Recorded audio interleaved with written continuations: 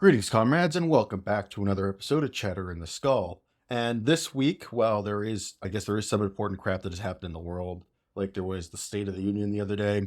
I'm not going to lie with you guys. I don't give two Fs about the State of the Union. It's really just a useless tradition at this point in which the president can come up and just say whatever speech they wants to say whatever kind of propaganda he wants to say. And then within a week, everyone has forgotten about everything in regards to the State of the Union, and no one brings up the State of the Union of any particular year ever. It's always like forgotten within a week.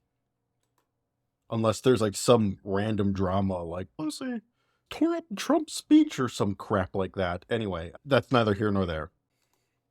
This is just me saying, no, we're not going to talk about the State of the Union. We'll probably never talk about any State of the Unions. I think that they're a big waste of time. In any case, what I do want to talk about is the major geopolitical event, potentially of our lifetimes, at least so far of our lifetimes, because we are coming up on the 1-year anniversary of the Russo-Ukraine war, which is incredible. Can you guys believe that it's been 1 year since this war has started? You know what they say, time makes fools of us all, and I feel like it is definitely making a fool of us all in this particular instance. I thought going throughout this month, it would be a good time to reflect on what has happened in this past year and potentially look at what might happen in the future. There's a couple different topics for the next couple episodes going up to the anniversary that I want to talk about. But today in particular, I want to talk about why peace is extremely unlikely right now and why peace will never happen between Russia and Ukraine until this is resolved. So what am I talking about right now? What I am talking about is the little peninsula, this little spit of land, which is, of course, the Crimean Peninsula. As most of you guys probably know, the Crimean Peninsula is a small peninsula which juts out of the mainland of Ukraine and is very close to Russia. It juts out into the Black Sea, and it has had a lot of significance historically. It's had a lot of significance culturally, and throughout its existence and throughout human history, this little peninsula has changed hands between so many different cultures and so many different peoples that it has quite interesting and fascinating history once you dive into it. And we're going to be talking a little bit about the history of Crimea today, but for our purposes right now, it remains the key issue which negates peace between the Russians and Ukrainians, because it has extraordinary significance to both sides, and neither side is willing to cede any ground on the issue under any circumstances. So we'll begin by stating the obvious, which is why Ukraine is not willing to move on Crimea, why Ukraine is not willing to give up Crimea, because under all internationally recognized law, Crimea is Ukrainian territory. And there's no reason they should give it up. And I don't think the Ukrainians would ever accept any leader that is willing to give up the Crimean Peninsula, especially considering, since just some context here. Again, I'm sure most of you guys know this kind of stuff, but it's always good to just lay the groundwork a little bit. As I'm sure most of you guys know, in 2014, Russia occupied Crimea, and ever since then has officially annexed the territory into the Russian Federation through this sort of sham referendum. And ever since 2014, almost 10 years ago now, Russia has controlled the peninsula effectively. Again, despite the fact that this remains internationally recognized Ukrainian territory, currently the Ukrainians have had no sovereignty over it for the past decade because, again, the Russians occupied it in 2014. Regardless, though, before that, it was recognized Ukrainian territory by everybody, including Russia. And the fact of the matter is that the overwhelming amount of Ukrainians today remember when Crimea was part of their country, when the country was unified. And I don't think that any of them are particularly enthusiastic in giving that up. Nor should they be, because again, international law is on their side, and the occupation of Crimea really does make a mockery of international law and internationally recognized norms of diplomacy. But the Russians have effectively said, we don't care what everyone else thinks. Our government is here, our soldiers are here, the Ukrainian government isn't here. We effectively control it despite what the rest of the world thinks. Regardless, though, what is most people's initial reaction when something is taken from you by force? It is to try and effectively take it back through any means necessary. If you got to get your friends together, if you got to fight somebody to get it back, you're going to do what you need to do to get it back, particularly if it's something very important to you. That's to say that the kind of hard power diplomacy which Russia so famously employs doesn't exactly engender a lot of gratitude to the country. And it, in this circumstance, obviously engenders a lot of bitterness and resentment of the Ukrainian people long before this war ever began. And that resentment has just been building and building and building over the past decade. And now, of course, we're at the point where if the momentum continues to be in Ukraine's favor, they have a realistic shot at retaking the peninsula. And we'll talk about how they could potentially retake the peninsula again later on in the show. Anyway, the point here ultimately being is what has happened is that Russia said Crimea is ours now. If you want it back, come and take it back. And Ukraine is saying, okay, you want to play that game? We're going to play that game. The combined facts that this territory is again recognized by virtually everybody as Ukrainian territory, and the resentment and bitterness over how Russia took it from them, which has been building up over the past decade, effectively makes it impossible for any Ukrainian leader to cede the peninsula and maintain his position of leadership among the Ukrainian people. I think that they have been really spoiling for a fight over that particular maneuver. And not just over that, it's for the centuries upon centuries of repression and harm inflicted on Ukraine by Russia.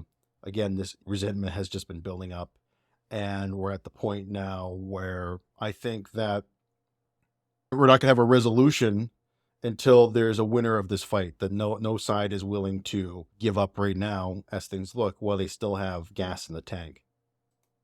So yeah, I think they want the issue decisively ended before they consider any kind of peace negotiations. So now let's move on to talk about why Russia wants this peninsula so badly and why Russia is absolutely in no way ready to give up or consider the possibility of ceding Crimea back to Ukraine, because so much has been invested into this seizure by not just the Russian state, but of course by the leader itself, Vladimir Putin. A man who has effectively staked his entire political career on the 2014 annexation of Crimea as his crowning achievement as the leader of the Russian state. So if he loses it, I can't see how he would survive politically. It would be such a disaster that there's no way that he could effectively continue to lead Russia at that point with his crowning achievement toppled over. But there's quite a number of different layers here into why Russia wants Crimea and why they are so vehement in holding on to it and why they're, again, not going to cede it anytime soon. And let's go over some of those layers. The first one is it has historical significance to Russia and the way Russia views itself. There's a YouTuber out there, Vlad Vexler, and I'm going to obviously shout him out right here because in the background, I always try and find some sort of appealing still frame of if I've got somebody in the background. So I hope I did you okay there, Vlad. But in any case, he does a lot of great content in regards to history and geopolitics and how they interweave with the war in Ukraine. And this particular video, why losing Crimea will destroy Putin, is definitely one to check out in regards to one of those. Again, I talk about interwoven layers into why Crimea is important for Putin. But what's really interesting in this video is he talks about effectively because that a lot of these areas around the Black Sea were colonized by Greek colonists and Greek culture way, way, way back in the day in the Hellenic times, right? Alexander the Great type of times. Because these areas were colonized by Greeks and had this Greek culture established there, because of that, Russia wants to capitalize on that kind of cultural significance, on that tradition of Greek thought and philosophy by effectively owning this area and trying to tie their roots back to that Greek tradition.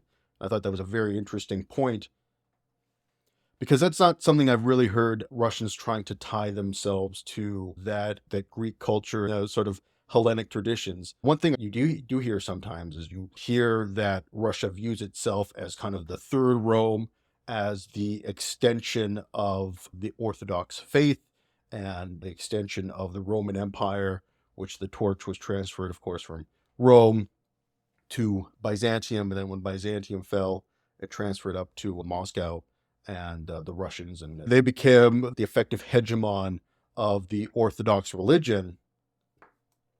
So if you've ever heard Russia refer to itself as the third Rome, that's what they're referring to, is that this idea that the Orthodox traditions of Christianity have been passed on through the eras, and now it lies at the hands of the Russians, type of thing. In any case, I just really wanted to bring up that point because I thought it was very interesting, because before I listened to this video, I always thought that the Russian historical roots in Crimea just reached back to the Tsarist era, effectively. They're trying to reach back to those times when Russia was strong and powerful and had the empire and all that stuff. But Vlad's saying, no, it's deeper than that. I just think it's very interesting. But before we move on, I just want to talk a little bit about the Greek colonization of Crimea, because it's pretty interesting. And for example, you can see on this map back here that they not just dotted the coast of Crimea, but Bulgaria and Romania and modern Ukraine and all around the Black Sea. And if we, sorry, my head's kind of blocking this right now, but if we move down, we can see that I was wrong, that they colonized this area much before the times of Alexander. The first colonies reaching all the way back to the 7th century BC. Yeah, way, way back. They've been there for a long time, centuries and centuries. Before we move on, they just got a couple pictures of some of the modern day runes and coins that they found. This one is from the earliest known colony. I'll try and pronounce it. Capium. Sorry. And this was the seat of their government, and this is what the ruins look like today. This is the seat of the government there at the time. Moving on here, this is actually right outside Sevastopol. This is the colony of Chersonesus. Sorry, my Greek pronunciation, not the best. But in any case, we can see right here that the cathedral overlooks these ancient ruins of the colony.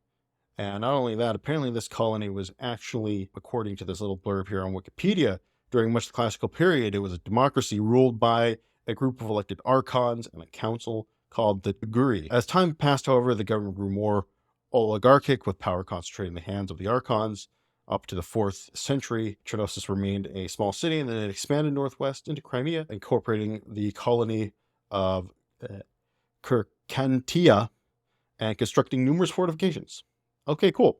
So yeah, there's ancient Greek heritage in the area. They're always finding more and more ruins, and they're always finding more and more things as they continue to dig up the area. So it's a pretty interesting, little fascinating bit of history.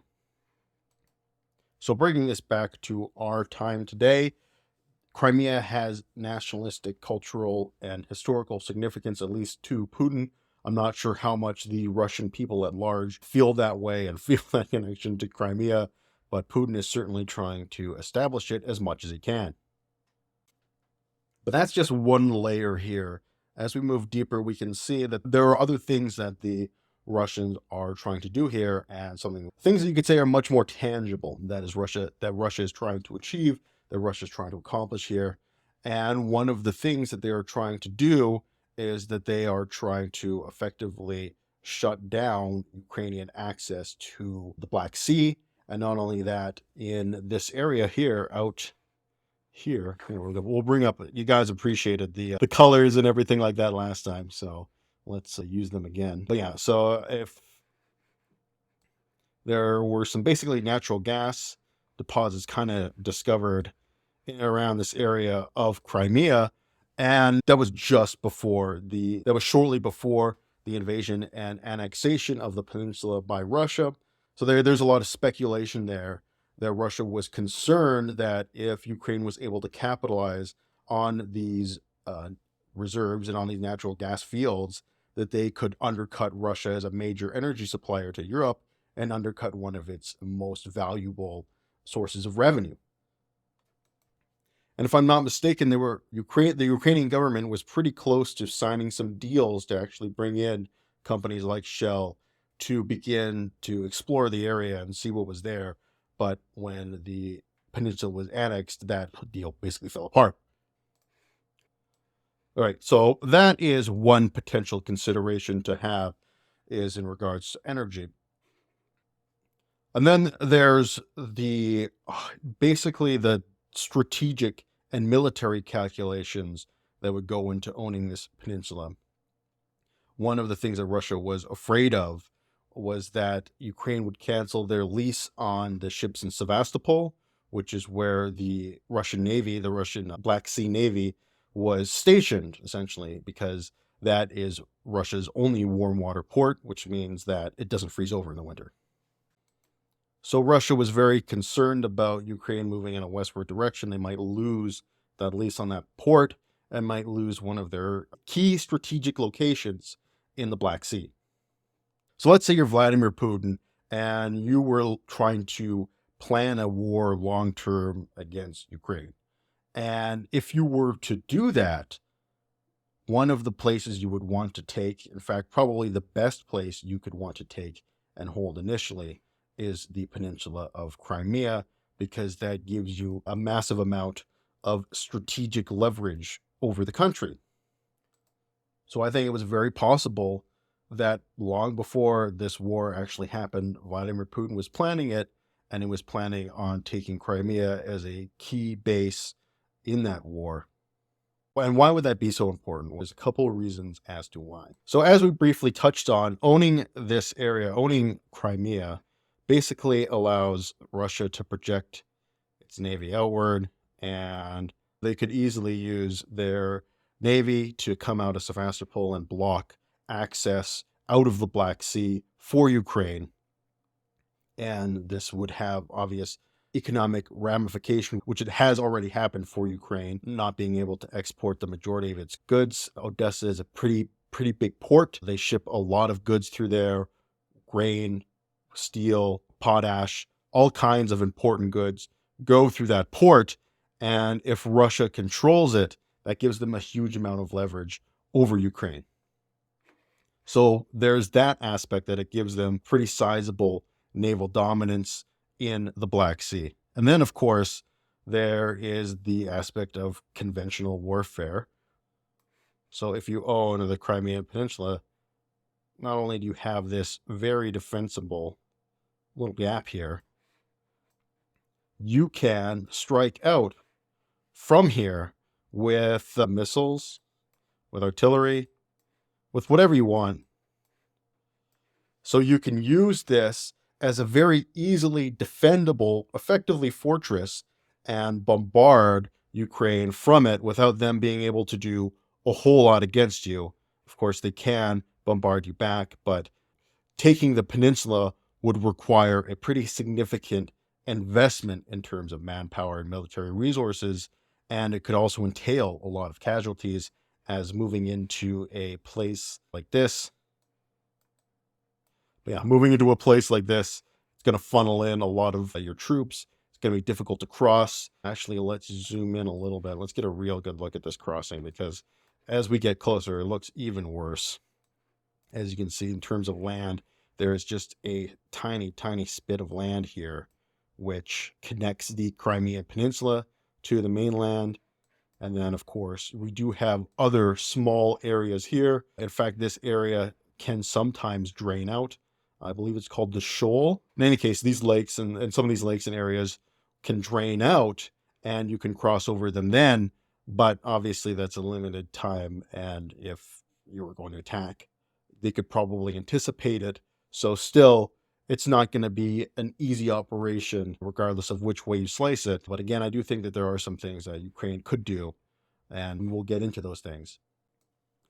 So anyway, just from a hard scratch military perspective, owning Crimea cripples Ukraine in a huge way. So long as Russia owns this peninsula, they will have a sizable amount of leverage over the government of Ukraine, no matter who they are. They can decide to shut off their trade. They can decide to fuck with whatever they want. If another war breaks out, they can, of course, decide to bomb them. Whatever they need to do, they can do it through Crimea, and there's very little that Ukraine can actually do to stop it. So again, if your goal as Vladimir Putin is to invade Ukraine or take as much as possible, holding that extremely important strategic point is absolutely something you're not going to want to give up unless you have no choice. So that's another layer, is we have kind of the historical significance, the political significance, and the military significance. And the last thing I want to touch on briefly here is, I guess you could call it the demographic significance.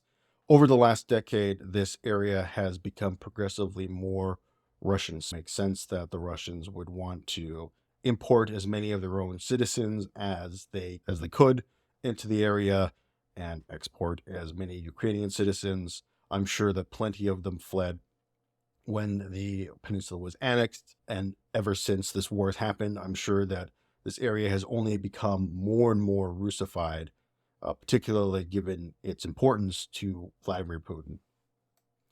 So this is not the Crimea of 10 years ago.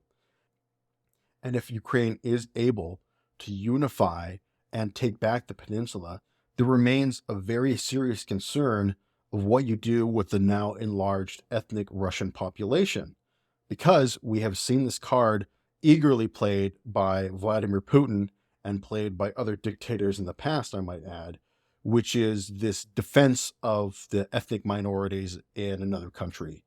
And we now have a sizable, I guess you could say it's probably an ethnic majority now in the Crimean Peninsula of Russians. What is going to happen when Ukraine retakes that peninsula? What are these civilians going to do? Are they going to resist? Are they going to flee back to Russia? Are they going to just accept the new government? Who knows? But that in and of itself is a serious issue. But then, of course, looking into the future, there's the even bigger issue of not just Vladimir Putin, but any potential Russian leader in the future can play the "I'm defending my people who are being prosecuted in your country" card and use it to invade Ukraine at any point. So effectively, they can just manufacture this casus belli due to the fact that you have so many ethnic Russians in Crimea, and that can always be a potential boiling over point in the future. And that, I would say, I don't really know what we can do about. That would require a lot of time, and probably if Ukraine were able to take Crimea back, that is something that would resolve itself with time. But that being said, it is something that should be thought about, and it should be factored in when you're thinking about any kind of future peace deal. But now let's just take our conversation back to the current day. So current day, where we're sitting at, of course, the classic unstoppable force meets an immovable object type of scenario. Neither side is willing to give any kind of ground, unless I think there is some sort of decisive military victory, which could spur peace talks. But obviously they would be one-sided peace talks by whichever side garners that victory. So that's where we are. We are at the point where this war isn't over until one side gives up its claim on Crimea, and neither side looks like they're anywhere close to doing that. So let's talk about how Ukraine could potentially take back and take over the Crimean Peninsula. Then I think we'll end our conversation about it there. So what could Ukraine do to take back the peninsula? Let's look at some military. Actually, let's see if I can bring up a military map here, and we'll use something that has active front lines on it. All right, this map looks good. It looks like it's pretty up to date as of our recording.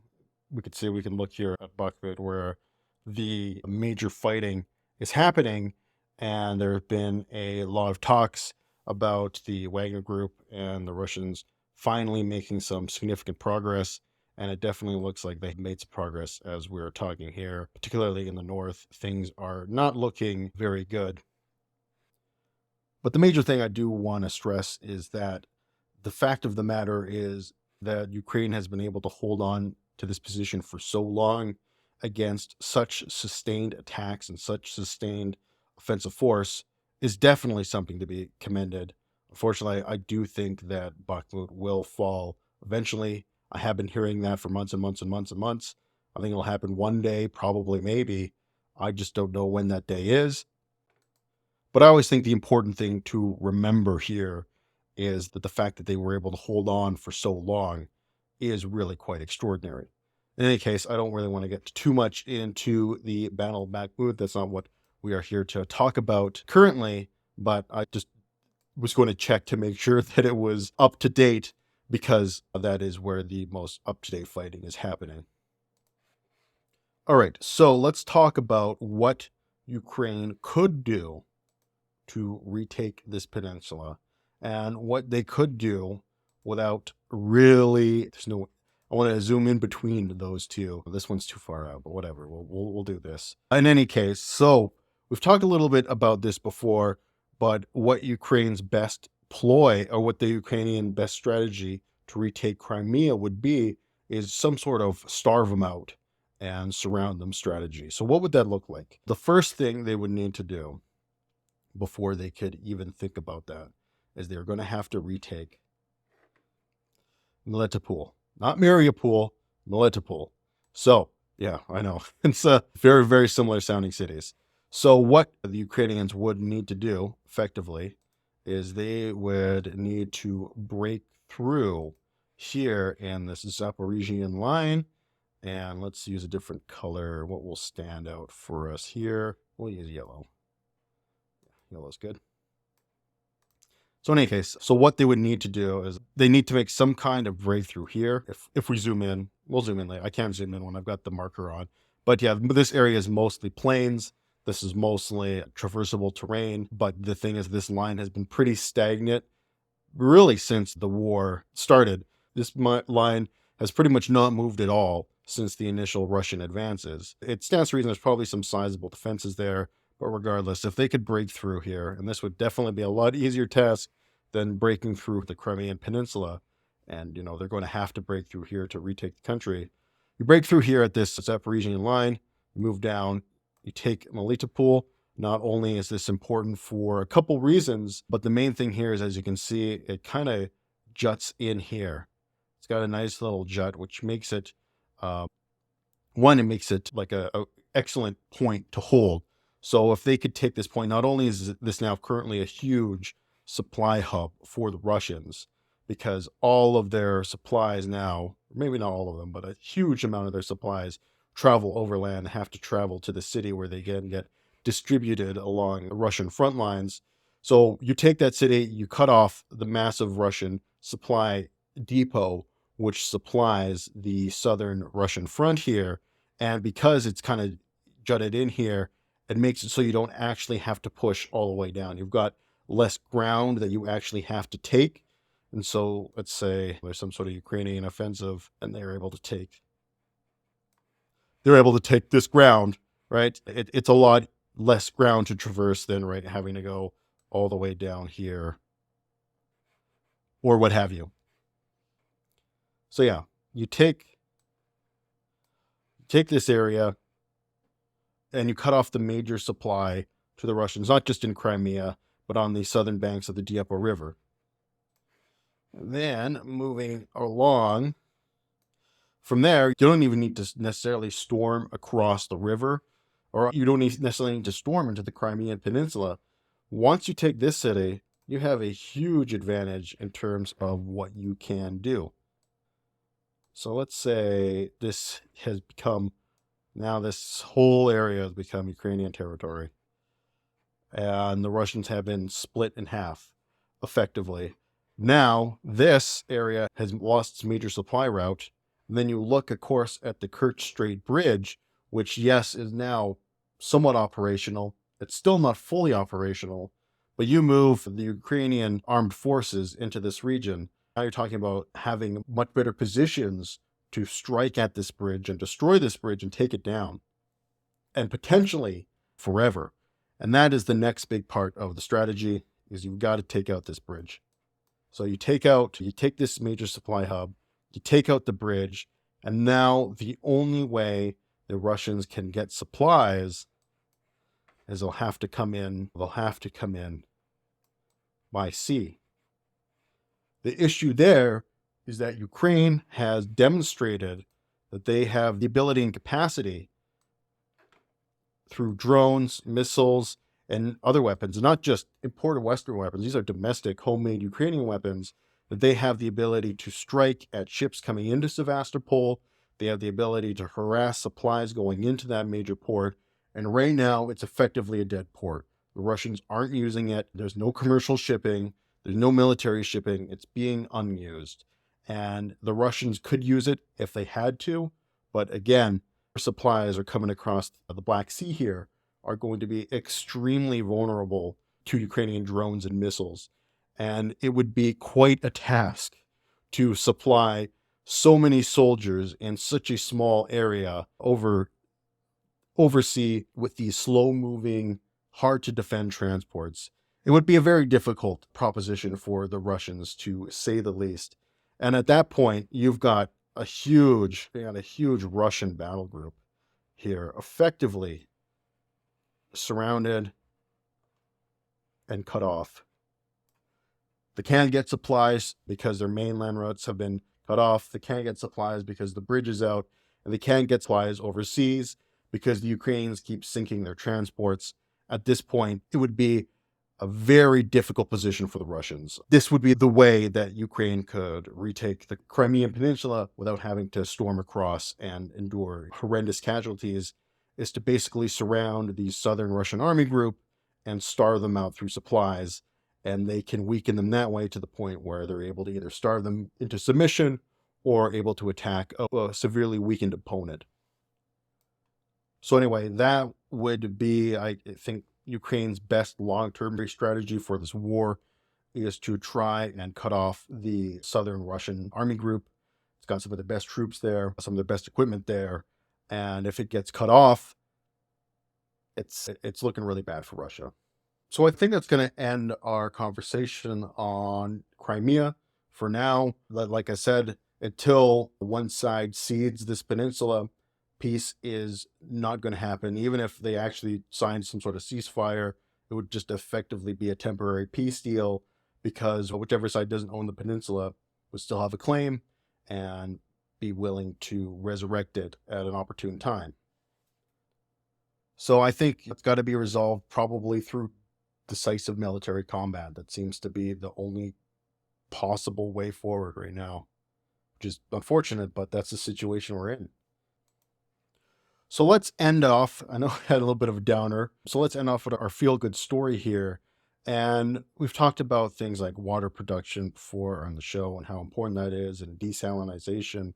And I can't believe I missed this story, but I found it recently and I wanted to share it with you guys because it's in that vein. And it's just such a genius idea. It's like, how the hell did nobody think of this? It's unbelievably smart. Unfortunately, this is only like a theoretical analysis, which they have done, like a very small scale of production. This is not technology which is going to be deployed tomorrow. It needs to be explored more, but obviously it's showing a lot of potential. So let's read it. Researchers propose new structures to harvest untapped source of fresh water. This is from December 6th of 2022. And this comes from the University of Illinois. So almost a limitless supply of fresh water exists in the form of water vapor above the Earth's oceans, yet it remains untapped, researchers said in a new study from the University of Illinois. It is the first to suggest an investment in new infrastructure capable of harvesting oceanic water vapor as a solution to limited supplies of fresh water in various locations around the world. So that's the novel idea they have here, to basically harvest the fresh water that gets evaporated from the oceans by the sun. And like, it's so genius. Like, how did nobody think of this? And there probably is going to be some substantial hurdles into getting this implemented on a large scale. That being said, the idea of harvesting fresh water from already evaporated ocean water, though, which is obviously it's just using the sun's already existing energy to evaporate it, and we're just collecting it. It seems like a very intelligent solution to a lot of problems. So let's read further. The study, led by a civil and environmental engineering professor and the Prairie Research Institute director, Parivan Kumar, evaluated 14 water-stressed locations across the globe for feasibility of a hypothetical structure capable of capturing water vapor from above the ocean and condensing it into fresh water, and to do so in a manner that will be feasible for the continued outlook of climate change. Water scarcity is a global problem and has come home to here in the United States regarding the sinking levels of water in the Colorado River Basin, which affects the whole western United States, Kumar said. However, in subtropical regions, like in the western United States, nearby oceans are continuously evaporating water because there is enough solar radiation due to very little cloud coverage throughout the year. Previous wastewater recycling, cloud seeding, and desalination techniques have only met limited success, the researchers said. Though deployed in some areas across the globe, desalination plants face sustainability issues because of the brine and heavy metal-laden wastewater produced, so much so that California has recently rejected measures to add new desalination plants. However, I don't think this is taking into account that cool invention that we talked about a couple shows ago, which uses the energy of the ocean's waves to desalinate water.